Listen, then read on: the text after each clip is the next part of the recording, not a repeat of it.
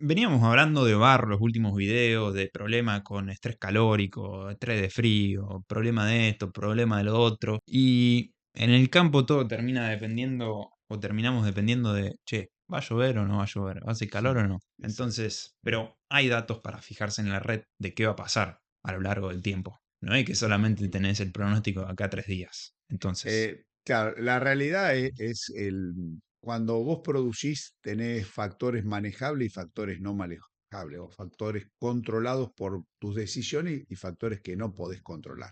ujú, Dentro de los factores que uno controla es cómo combina los alimentos, cómo arma las dietas. Por ahí no podés controlar la calidad de los alimentos que tenés porque te lo define el clima. Ahora, podemos hacer cosas, y de hecho hacemos cosas diferentes de acuerdo a cómo se comporta el clima. O sea, el conocer con anticipación qué puede suceder con el clima nos ayuda a tomar decisiones que nos van a permitir tener mejores resultados. En el fondo, uno tiene que combinar resultados, combinar factores y lograr resultados. ujú.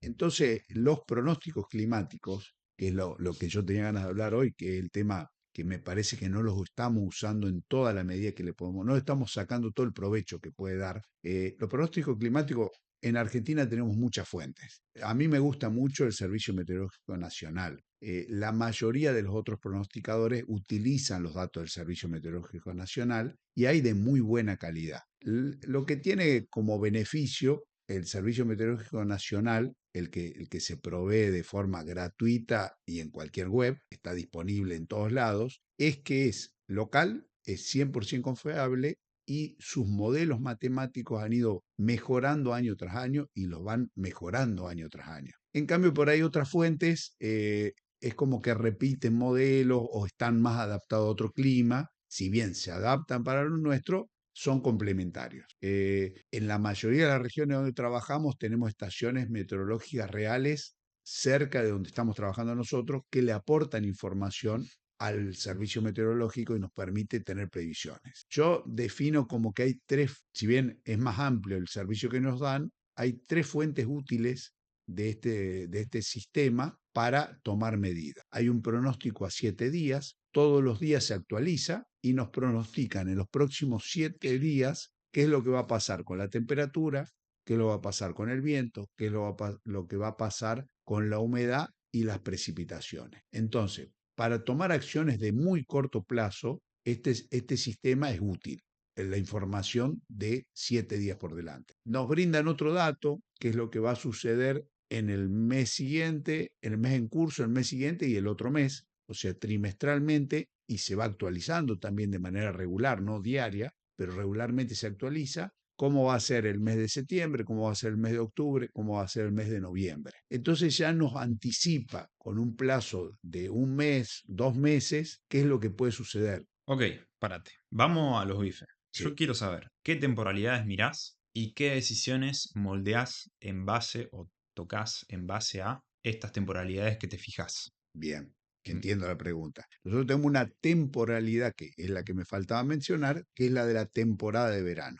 En la Argentina, el fenómeno niña o niño es muy significativo sobre lo que va a suceder por lo general en lluvias y en temperaturas de todo el verano. Tiene mucha predicción respecto al periodo del invierno, pero la mayor respuesta, la mayor probabilidad de relación entre fenómeno niño se da en el periodo de verano. sí. Entonces, hoy, por ejemplo, en la Argentina, en el año 2025, estamos previendo, de acuerdo a los pronosticadores de fenómeno niño, que va a ser un año neutro con una alta probabilidad y una menor probabilidad que va a ser niña.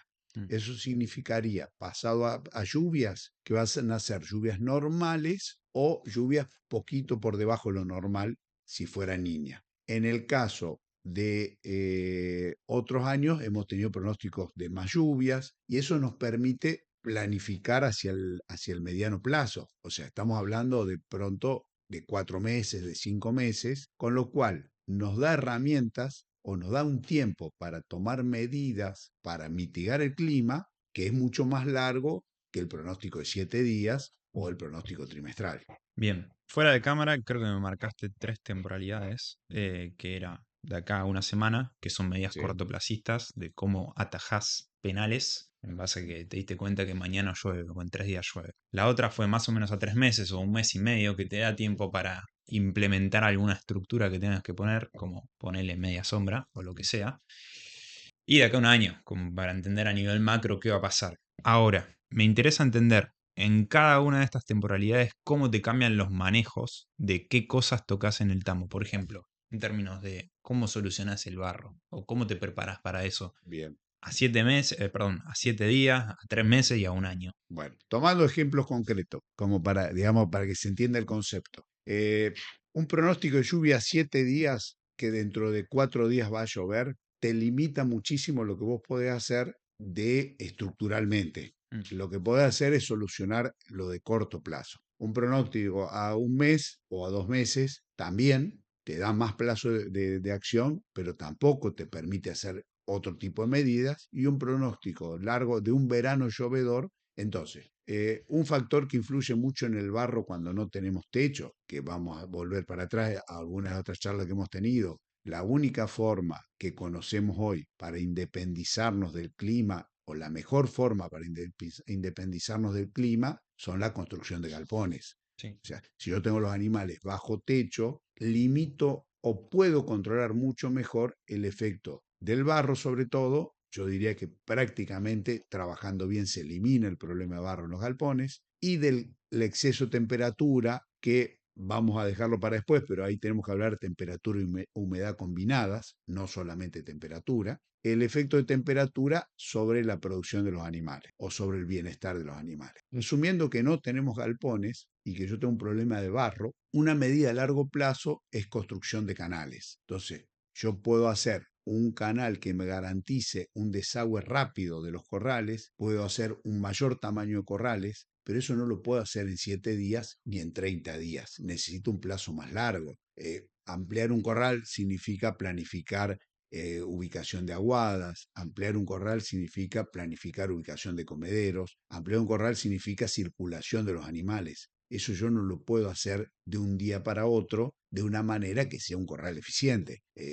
Nosotros en situaciones extremas, le hace una inundación, tomamos decisiones inmediatas, Ujú, pero hacemos una cosa para mitigar un gran daño, que es el del agua dentro del corral, pero no solucionamos otro problema, como por ejemplo circulación de los animales. La sacamos de un corral chiquito, la ponemos en un sector de loma, le armamos con boyero un corral grande, y vos me decís, che, pero en un día armaste un corral nuevo. Sí, pero ese corral nuevo no tiene solucionado cómo se van a alimentar los animales, cómo se va a limpiar el corral, no tiene solucionado cómo van a tomar agua de buena calidad los animales. Simplemente eliminé de que esté en el medio del agua, la puse en un lugar seco. sí. Ahora, hacer un buen corral que sobrelleve un año llovedor lleva tiempo de planificación. No se puede hacer ni siquiera de un mes para el otro. Lleva más tiempo que eso. Entonces, manejar pronósticos de mediano plazo nos ayuda a tomar ese tipo de decisión. Y como te decía antes, los tenemos disponibles, la probabilidad de ocurrencia es muy alta, o sea,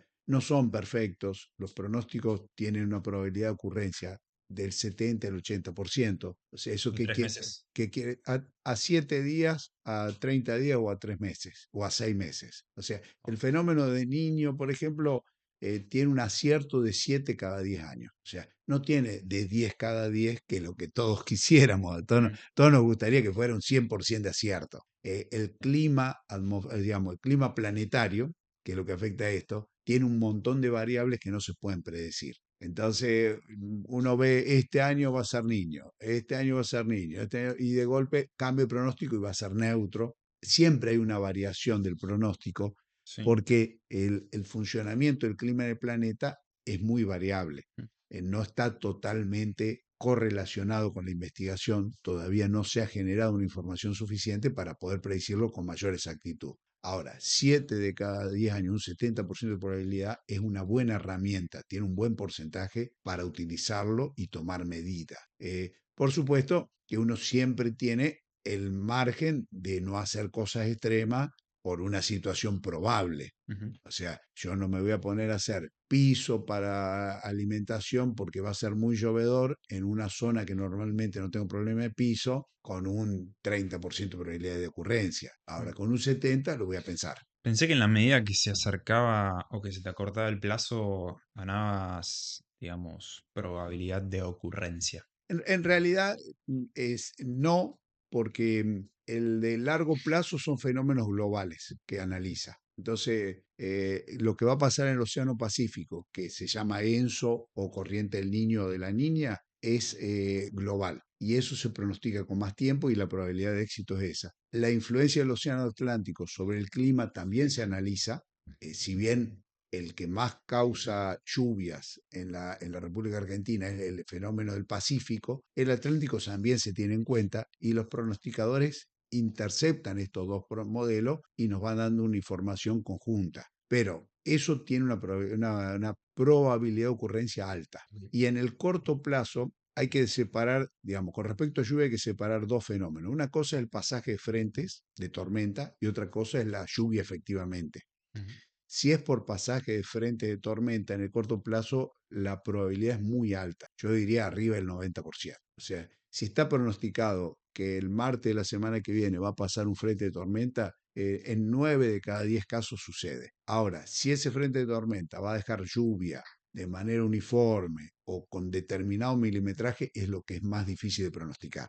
Tiene menos acierto. Pero los pasajes de tormenta sí, lo que es temperatura te diría que es mucho más preciso en el corto plazo. La probabilidad de ocurrencia de temperaturas por encima de 25 grados la semana que viene, el día jueves, tiene una altísima probabilidad que ocurra. Son muy pocas las veces que algún fenómeno hace que eso no suceda. Y como eso se va actualizando día a día, lo que va a pasar mañana te diría que tiene un 90% de probabilidad que suceda, lo que va a pasar dentro de 7 días tiene un 70%, Ujú. pero todos los días vos tenés el mañana. Sí. Entonces, es alta la probabilidad de lo que ocurre cerca. Ok, bien. Habiendo chequeado el tema meteorológico, me empiezo a preguntar y bajar más al barro. ¿Qué medidas tomás vos con tus clientes o al margen de tus clientes, porque dependerá de la escala, del tipo de cosas que vas a hacer? ¿Qué haces vos con estos tres tipos de temporalidades? Por ejemplo, para el tema barro, esto, ¿cómo lo pensaron con tus clientes o con otros? Sí, lo primero que tenés que tener en cuenta es qué es lo que pasó con ese fenómeno y qué medidas tomaste y funcionaron y qué medidas deberías haber tomado y no las tomaste porque te sorprendió. Nuestro clima tiene una variabilidad no manejable. Nosotros sabíamos que en el invierno del 25, en el mes de julio iba a llover por encima de lo normal. Sí. Lo normal en una zona centro de Córdoba son entre 15 y 20 milímetros. En la mayoría de los lugares llovió 3 veces ese milimetraje. Eso no lo sabíamos. O Ujú. sea, el pronóstico decía va a llover por encima de lo normal, lo que no decía cuánto por encima de lo normal. Entonces, en esa situación nosotros nos vimos sorprendidos en un periodo de días muy cortos, temperaturas muy bajas que no favorecen la evaporación y el problema de barro fue mayor al que esperábamos, porque no esperábamos que lloviera esa cantidad, si bien el pronóstico nos lo indicaba. Entonces, hay momentos del año donde uno tiene menos herramientas para cosas para hacer. Ahora, ¿qué podemos hacer con el barro? Básicamente, asegurar que los corrales se desagoten rápidamente, preparar los corrales para que cuando llueva su vía de desagüe esté limpia, en un corral de tierra, en un corral que no tiene consolidado, que es un piso móvil, los animales normalmente van tapando los desagües, entonces un trabajito fino con una champio, con un rastrón de limpiar los desagües, de acomodarlos, es importante hacerlo y para eso tenés que mirar el corto plazo. O sea, hoy hay un pronóstico para la semana que viene de una lluvia el día martes de la semana que viene. Bueno, hoy tengo que actuar para llegar rápidamente en 2 días a hacer esa limpieza. Lo que no puedo hacer es un canal. Lo que no puedo hacer es armar un sistema de bombeo para un punto crítico del desagüe por si llueve mucho. No lo voy a poder hacer en 3 días. Ujú. Pero sí puedo trabajar en una medida a corto plazo. El barro me genera un problema en los corrales de tierra de aguadas. ¿Por qué? Porque se hace pozo donde el animal va a tomar agua. Son puntos críticos de tránsito de animales. ¿Qué puedo hacer hoy? Ver en qué estado está el bebedero. Si veo que hay un pozo, taparlo hoy y no esperar a que llueva, que no puedo hacer nada, porque cuando yo tengo un pozo en un corral de tierra y llueve, tengo barro, tengo agua. Mm, Entonces, se me va a hacer más grande el pozo y hasta que eso no se seque, no se vaya el agua, no voy a poder poner tierra nueva. Otra medida que estamos usando, que no se usa tanto, pero es usar geomembranas para proteger, consolidar un sector del corral. Entonces el corral tiene una salida por donde las vacas van a la sala de ordeña. Esa salida es donde se hace el pozo. Bueno, yo puedo poner una membrana de goma, una especie de suelo sobre ese sector que me garantice que el animal no va a hacer pozo, aunque haya barro. Bueno, esas son medidas que las puedo hacer, como te decía antes, de largo plazo, las tengo permanentemente hechas, o las puedo actuar en un mediano plazo o en un corto plazo. Y hablamos de barro, pero un punto donde a mí me gusta hablar mucho es del efecto de la temperatura sobre los animales. O a ver. sea, los pronósticos de mediano plazo y de corto plazo son muy precisos en temperatura. El animal sufre estrés por temperatura, tanto frío como calor. Hablando de lo que venimos para adelante, que sería calor, sufre el efecto de temperatura y lo estandarizamos. Esto es una decisión de los seres humanos, lo estandarizamos con una medida de ITH. Ujú, El ITH es el índice de temperatura-humedad. El índice de temperatura-humedad es una relación entre la temperatura del aire y la humedad ambiente. ujú, En las vacas es muy importante porque la forma que tiene la vaca de perder calor es evaporando agua. Entonces, a menor humedad ambiente, mayor evaporación de agua. A mayor humedad ambiente, menos capacidad para evaporar tiene el animal y disipar calor. Entonces, ¿cuál es la peor combinación? Temperatura alta y humedad alta. ujú, Entonces, haciendo una relación entre estos dos datos concretos, se genera un índice. Ese índice, cuando está por encima de 68, genera estrés y por encima de 78 es grave el estrés. O sea, es como hay una graduación de estrés. El ITH que nosotros tenemos lo podemos predecir. Entonces, yo hoy puedo tener una predicción de cuántos días con estrés calórico voy a tener en enero o durante todo el verano y ya hoy sé si en octubre voy a tener un ITH con un alto valor que genere estrés. Ok, y si tenés los datos de el pasado de tu rodeo, podés estimar en base a este ITH que hiciste la predicción, qué tanto te va a caer la producción. Puedo Vas a tener estimar, algún rango de error, más vale, sí, pero podés entender por dónde van a ir los tiros. yo puedo estimar cuán estresados van a estar mis animales. Lo que sí puedo hacer es actuar para evitar que caiga tanto la producción. O Ujú, sea, si yo no tomo ninguna medida directa y concreta para minimizar el efecto de un ITH alto, de un estrés calórico, voy a tener una pérdida muy grande de producción. Lo que sí tengo posibilidad de actuar. Entonces, hablando de temperatura o estrés térmico, primer medida que utilizamos de hace muchos años es generar sombra artificial. ujú, Eh, Hay un debate, no tiene importancia, artificial o natural, pero generar sombra. O sea, la calidad de la sombra es importante, pero lo importante más que la calidad de la sombra es que tengan sombra. ¿Por qué hago un poco este detalle? Porque siempre hubo un debate que la sombra de los árboles es mejor que la sombra de un media sombra, un techo de chapa. En realidad, la sombra natural o por árboles está muy limitada porque construir una arboleda lleva tiempo, mantener una arboleda funcional es muy difícil y lograr que haya sombra de árboles en un lugar donde la tierra vale mucha plata no es tan fácil, pues yo tendría que tener a lo mejor 10 hectáreas reservadas para bosque, para usarla de sombra, para que en un rodeo grande de animales siempre tenga sectores nuevos con árboles que no sufren. ujú. Entonces, es un debate. La realidad es que nosotros usamos sombra artificial, lo más económico son las medias sombras, otra sombra que se utiliza es el techo de chapa, funcionan bien, no son complicadas, en todos los casos funcionan. Claro. Hay fanáticos o hay promotores de un sistema o del otro, pero siempre que sea sombra funciona. Entonces, la primera medida que tenemos que tomar es sombra. La sombra no se construye de un día para el otro y lo peor, no está disponible de un día para el otro. Yo puedo tener un hermoso media sombra móvil y los animales no van porque está en un pozo con agua. Hablo de situaciones reales, yo no estoy hablando de teoría. O Sí, sea, sí. en la práctica tenemos los media sombra que quedaron en el bajo porque, bueno, justo el sector de la loma estaba con barro, se corrieron ahí y tenemos probabilidades de alta temperatura y de lluvia y no tomamos la medida rápida de correrlos. Ujú, Entonces, llovió, ahora tienen agua, barro y sombra. Entonces los animales para poder descansar se van al sol. mm, Entonces, son cosas que pasan habitualmente y vuelvo a lo que decía antes, tenemos herramientas para preverlas, tenemos que usarlas.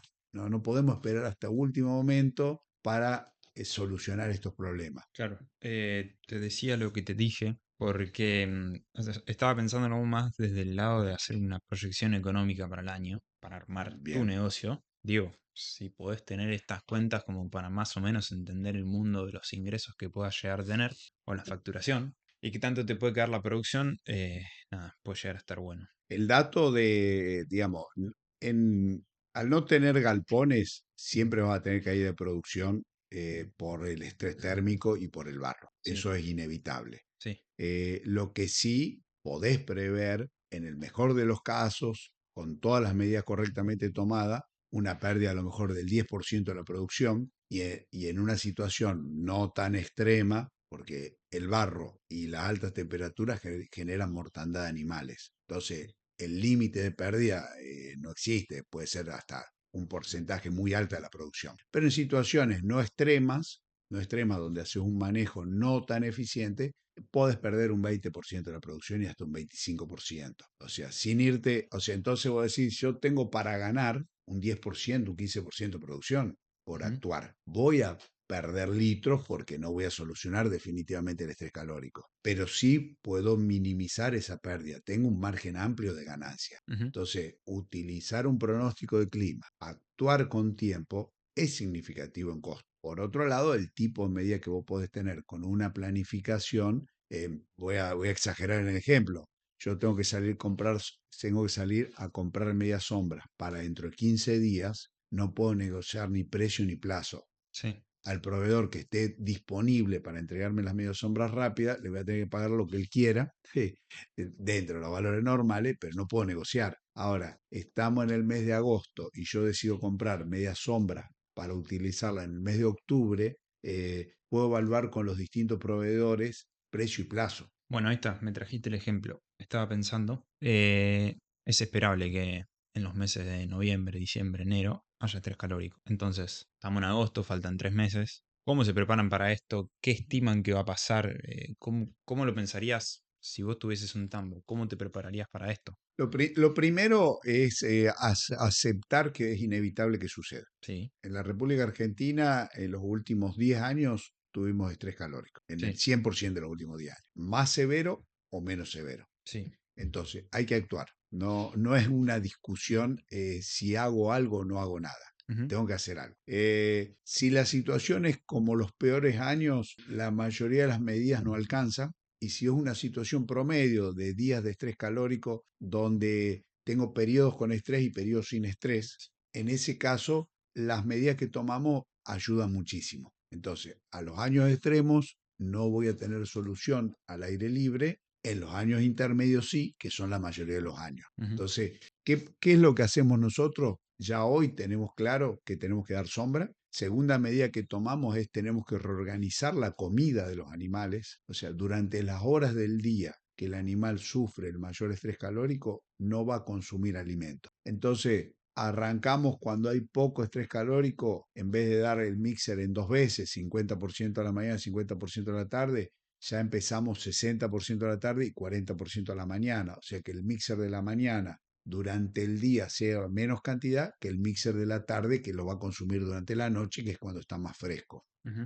Y una medida extrema es 70-30, 70% en el mixer de la noche y un mixer a la mañana. Y la mañana lo más temprano posible. Los días de máximo estrés calórico, el ITH se va por encima del confort de los animales a partir de las 9 de la mañana, los peores días. Entonces, a lo mejor tengo que tratar de organizar el trabajo para que ese mixer se dé a las 5 de la mañana y que haya 3 4 horas para que lo pueda consumir. claro. Una vez que llega a un ITH muy alto, el animal no va a consumir. O Ujú, sea, el 90% de las vacas no van a comer. Entonces el alimento va a estar en el comedero y no va a haber nadie que lo consuma. A su vez, como hay una alta temperatura y el día está muy bravo, ese alimento se va a descomponer muy rápido. sí. Entonces tampoco va a servir como alimento. Entonces, no cero, pero reducir a lo mínimo posible el mixer de la mañana. Ahí me Entonces, acuerdo que el video pasado me dijiste de jugar con la humedad del alimento en base a la bueno, temperatura. nosotros en verano aumentamos la cantidad de humedad de la dieta porque la deshidratación es mucho más rápida. Mm, En invierno los días son cortos, las temperaturas son bajas. La posibilidad de que el alimento pierda humedad hasta que el animal lo consuma es mucho menor, dura mucho más tiempo. sí. O sea, en la heladera la comida dura más tiempo que al aire libre. Bueno, ese sería un poco el fenómeno del invierno. En nuestros inviernos tenemos temperaturas máximas muchos días donde la máxima no supera los 20 grados. En esas temperaturas el alimento se conserva mucho más. En verano, con las mínimas por encima de 20 grados, la conservación del alimento es mucho menos tiempo. Entonces necesitamos que lo consuma rápidamente o que lo que quede un tiempo esperando que lo vaya a consumir sea en horarios de menos temperatura. Ujú, Entonces, esa es una de las medidas que suma mucho para mantener el consumo del animal, que el animal siga consumiendo los kilos de materia seca que necesita para producir. ¿Por qué aunque consumiera todo lo que le planificamos va a dar menos leche? Porque el estrés calórico le provoca pérdida de energía, pérdida de alimento para termorregular. mm, O sea, el animal va a comer lo mismo que con una situación de confort térmico, en una situación de estrés térmico, pero en vez de usar todo el alimento para mantenerse y para producir leche, va a usar parte de ese alimento para disipar calor. Va a tomar medidas activas para perder calor. Eso va a hacer que pierda alimento y que produzca menos leche. O sea, el calor genera una pérdida de alimento. La tercera medida que tomamos es la de enfriar a las vacas. Nosotros a las vacas las enfriamos, hoy lo más económico que estamos utilizando es un sistema de mojado y secado. ujú. O sea, ubicamos generalmente en el corral de espera del tambo aspersores donde los animales se mojan y ventiladores que las secan. Entonces, en un proceso controlado, donde se da un tiempo de mojado, que es lo suficientemente, se tiene que mojar la piel, pero no tiene que chorrear agua. Tiene que ser el tiempo en el cual la cantidad de agua que le tiramos encima moje la piel, no el pelo, moje la piel de la vaca, pero no llega a chorrear agua por el costado. Se suspende el mojado y se prenden los ventiladores que hacen un proceso de secado. Esa evaporación controlada de agua sobre la piel del animal le reduce muchísimo la temperatura corporal. Perdón que no te sé, ¿por qué no tiene que chorrear? Porque si chorrea empezamos a... Dos cosas tienen. Primero, que estamos desaprovechando agua, Sí. porque el agua que chorrea no se va a evaporar. Nos pasamos de agua. Y lo segundo, generalmente lo hacemos previo al ordeñe, entonces estaríamos bajando por la piel la suciedad o las bacterias hacia la ubre y estaríamos metiendo esa mugre dentro del ordeñe. Ah, tan fino, fino. O sea, pero es real, o sea, es muy finito, pero es real. Nosotros cuando el operario lava la teta para ordeñar, tiene que tener cuidado de no mojar toda la ubre, porque si no, durante el ordeñe va a escurrir esa agua y va a arrastrar bacterias y por el sistema, como funcionan las ordeñadoras, le va a agregar agua sucia a la leche y la va a contaminar. Entonces, el lavado se hace por TET, o sea, si es una situación de mucho barro, hay que lavar toda la ubre, hay que secarla, Mm, porque si no va a chorrear agua. Si no, lo que se lava es solamente la teta y se hace un secado y es muy sencillito. No, no tienes, ahí más es menos. O sea, lavar de más es menos calidad de leche. Acá hay que hacerlo justo. Y el mojado es exactamente igual. Yo no puedo armar un sistema que genere agua en exceso, aunque no vaya a ordeñar las vacas, que genere agua en exceso porque es desaprovechar un recurso que es el agua. O sea, no tiene ningún sentido tirar agua más de la necesaria para enfriar la vaca. O sea, el objetivo es enfriar las vacas. Entonces, es un sistema con costo. O sea, el agua se extrae, se bombea, hay electricidad que funciona ahí. No es gratuito ponerle agua en la espalda de la vaca para refrescarla. Entonces, yo tengo que usar el agua que necesito, ni más ni menos. claro. Eh, Hoy en día son sistemas muy disponibles, relativamente con una, o sea, la relación costo-beneficio es muy alta, no son equipos caros. O sea, un controlador de ciclo de mojado y ciclo de secado es un equipo sencillo y que a la inversión global que tenemos nosotros no tiene un costo prohibitivo, todo lo contrario, son más vale económicos que prohibitivos. Ok, ahora me voy a poner en el rol de cuidamango Sí. y capaz que te voy a pelear un poco la idea del galpón.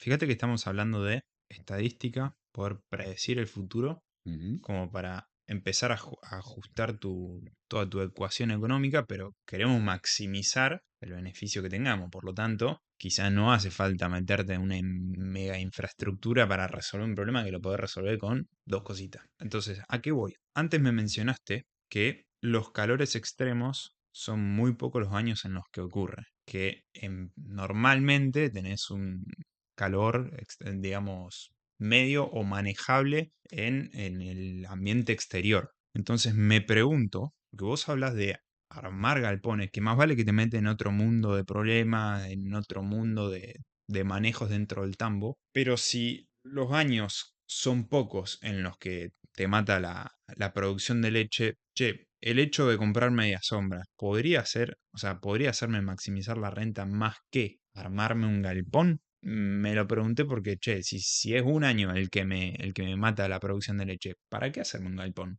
Bueno, ahí te voy a responder, como decimos siempre, depende. Dentro de las situaciones donde yo trabajo, tenemos situaciones diferentes en dos aspectos. Más al norte del país te vas, mayor es la ocurrencia de estrés térmico. Ujú, Más al sur del país te vas, menor es la ocurrencia de estrés térmico por altas temperaturas y empieza a aumentar el estrés térmico por bajas temperaturas. Y sí. más al norte tenés menos problema en invierno y más en verano. Entonces, en los dos casos tenés estrés térmico en el año, o por frío en el sur o por calor en el norte. Por otro lado, eso tiene un efecto perjudicial en la producción siempre y cuando esté solo. Pero si a eso le sumas estrés por barro, se hace mucho más perjudicial. Entonces, hacia el norte tenemos sectores con más lluvia o con menos lluvia, entonces puedes tener en la misma situación de calor, barro o no barro. A su vez tenemos para el centro de Córdoba, tenemos sectores donde los suelos tienen mucho problema, menos problema de barro que para el lado del sur de Santa Fe, donde hay mucho más problema de barro. El tipo de suelo, el tipo de pendiente de los campos hacen que la ocurrencia de barro afectando producción sea menor en suelo arenoso que en suelos más arcillosos como sería hacia el este. En los dos casos te puedes tener un estrés calórico importante, pero en un caso se suma más el barro y en otro menos. Mm. Entonces, esos son aspectos a considerar para definir hacer un galpón, ¿no es cierto? El otro aspecto importante es el tema de frío, que también lo tenés, y frío y barro, que también se combinan negativamente. Entonces, en la mayoría de los casos, si yo analizo en el año la cantidad de eventos climáticos que me baja la producción, voy a pagar un galpón. En el Sí. mediano o largo plazo se va a justificar la inversión de galpón. Son muy pocas las situaciones en las cuales no se justificaría. Perdón, siempre hablando de producciones altas de leche. O sea, en un planteo pastoril donde el objetivo es producir con muy bajo costo, no tantos litros, esto aplica menos o prácticamente no aplica. La visión mía es que los sistemas pastoriles de baja producción no logran el precio diferencial que deberían lograr para ser rentables, como sí lo logra una producción intensiva y de alta producción. O sea, es una cuestión de mercado, van a subsistir los dos sistemas, pero la realidad es que se está volcando la mayoría a un sistema de alta producción y en un sistema con techo. Sí, me sale pensar que habría que descontarle el costo de oportunidad a esa inversión, es decir, por lo Ujú, menos qué tasa de interés le puedo meter a esta guita que la metí en el galpón girándola, pero no importa, ujú. es una boludez. Lo que digo es, fíjate que vos decidís qué problema te querés comprar, porque si te vas más al centro del país donde quizás no tenés tanto problema de frío o calor, te van a cotizar más los campos, porque estás en mejores tierras, pero Ujú. tenés que resolver otro tipo de problema, tenés que ser mucho más productivo. En cambio, si te vas al sur o al norte, tenés tierra más baja, pero te obligás a meterte en infraestructura porque tenés que resolver estos problemas. Siempre, digamos, nosotros tenemos la costumbre de teorizar, o sea, nos gusta analizar escenarios. Claro, ni mal al Ahora, pedo. claro, ahora hay una cosa que es innegable que es la realidad. O sea, uno puede teorizar, decir, bueno, el galpón conviene, el galpón no conviene. Ahora, ¿cuál es la realidad de la Argentina hoy? Cada vez hay más vaca bajo galpón. Y en sectores que uno piensa, che, pero acá no hay tanto problema de barro, hay más galpones que en sectores que hay menos barro. Ujú. O sea, acá digamos que hay más barro, perdón. Acá dice, acá no debería haber galpones, total acá los suelos son arenosos y drenan bien. Y hay más galpones en el centro de Córdoba, que es una zona con menos problema de piso, que en la provincia de Santa Fe, que es una zona con más problemas de piso. Entonces, ¿por qué sucede esto? Porque en realidad en la zona centro de Córdoba, la actividad que más renta tiene es la producción de tambo, y en la zona centro de Santa Fe, o sur de Santa Fe, tiene más rentabilidad la agricultura y hay menos tambos. Entonces, por ahí pasan un poco las decisiones que toman las empresas, ¿no es cierto? Ya no son personas, son empresas. Las empresas se están yendo con las vacas bajo galpón porque es más rentable, y sobre todo en las zonas que no hay muchas actividades rentables o seguras como el tambo, es donde más se está invirtiendo en esto.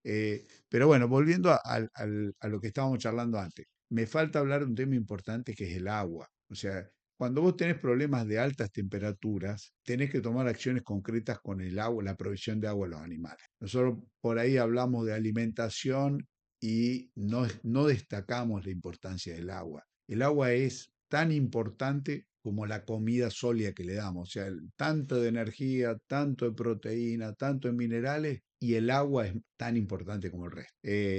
Si el agua es de mala calidad, no se puede producir leche. Entonces, por ahí la discusión que si es buena, no, no. Con la leche, las vacas se alimentan y producen leche si tienen agua de una calidad aceptable para los animales. Puede ser aceptable, buena o muy buena, pero agua de mala calidad no producen leche las vacas. Entonces, para producción de leche hay que tener agua de calidad. Teniendo en cuenta eso, el tema es la provisión de agua. Entonces, ¿qué sucede en verano? En verano el animal consume más agua, necesita evaporarla para perder temperatura, de la que consume el animal, la evapora, la transpira una buena parte, y no es la misma demanda del animal que en meses fríos. Ujú. Entonces, prever eso con tiempo es importante. Entonces, muchas veces, con un pronóstico de un año que va a ser caluroso, porque va a llover poco, porque va a haber altas temperaturas, yo puedo agregar bebederos dentro de los corrales, puedo aumentar el caudal de los bebederos, puedo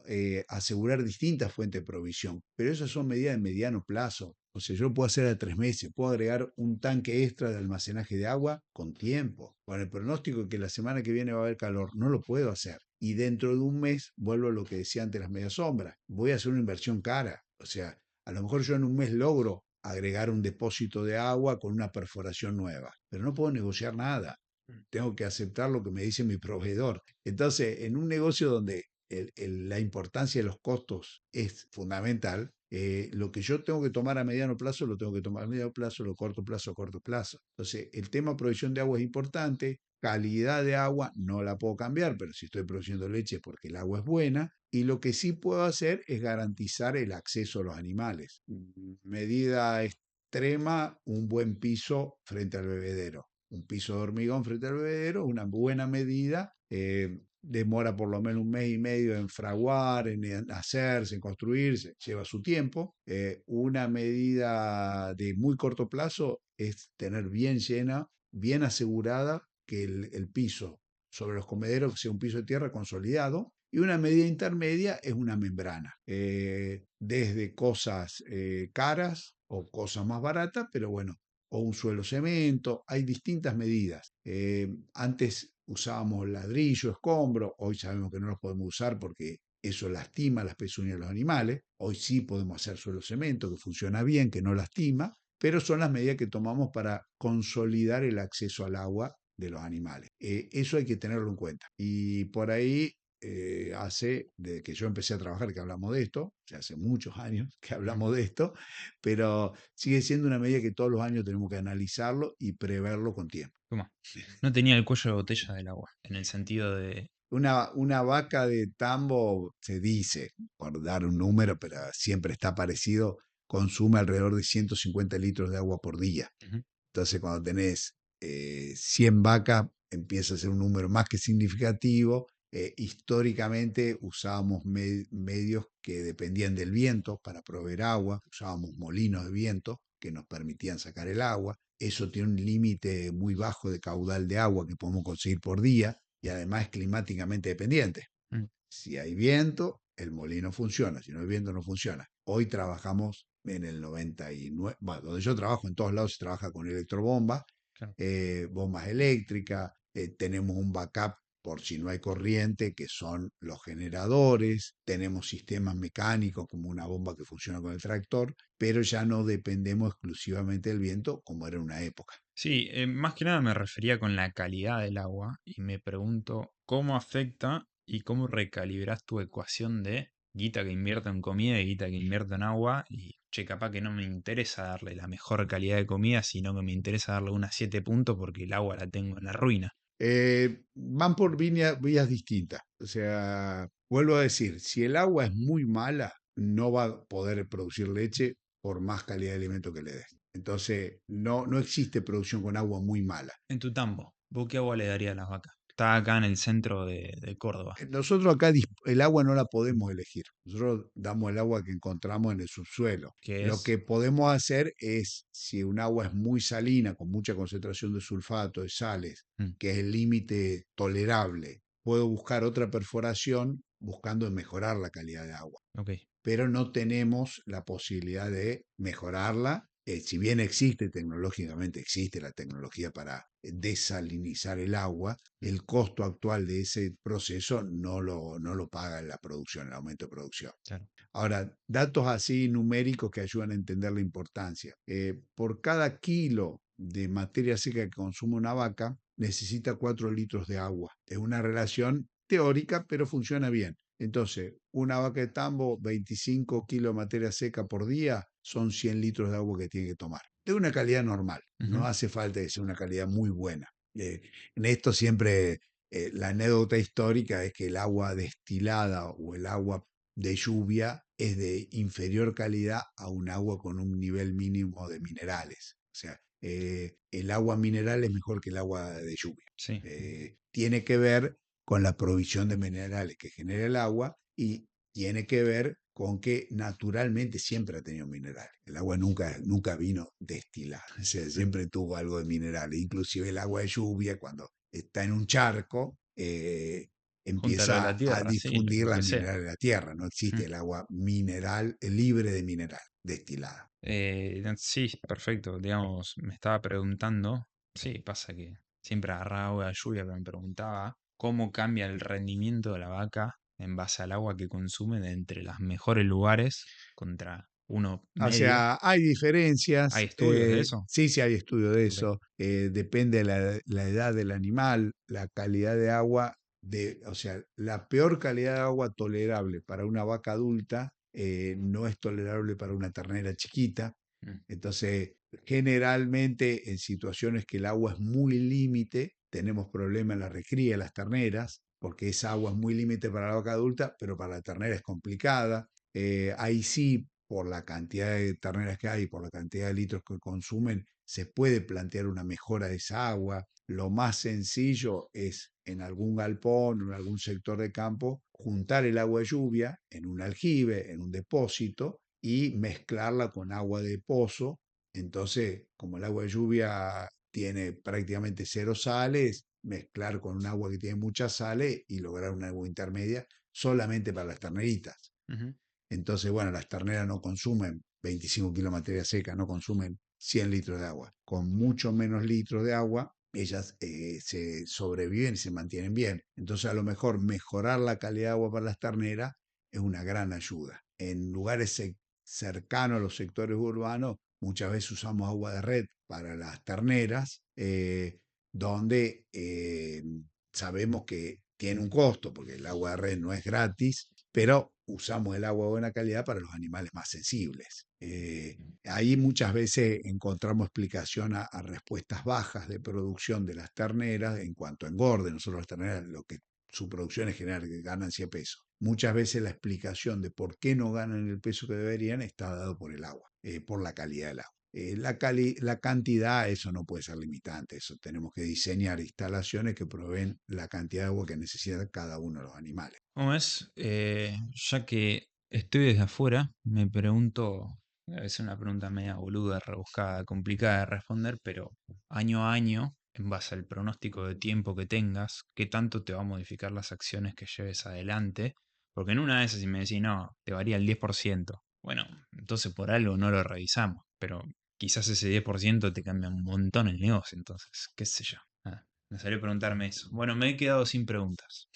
No, el tema estaría medio completo. O sea, como resumen, tenemos pronóstico, tenemos medidas de mediano plazo y tenemos que hacerlas. O sea, si yo tengo restringida la capacidad de inversión y sé que el año no va a ser llovedor, por ahí puedo postergar algún desagüe principal, alguna canalización grande para garantizar que frente a una gran lluvia los corrales no tengan barro. Ahora, si yo tengo un pronóstico de un año llovedor y esa canalización se paga, entonces no la puedo postergar.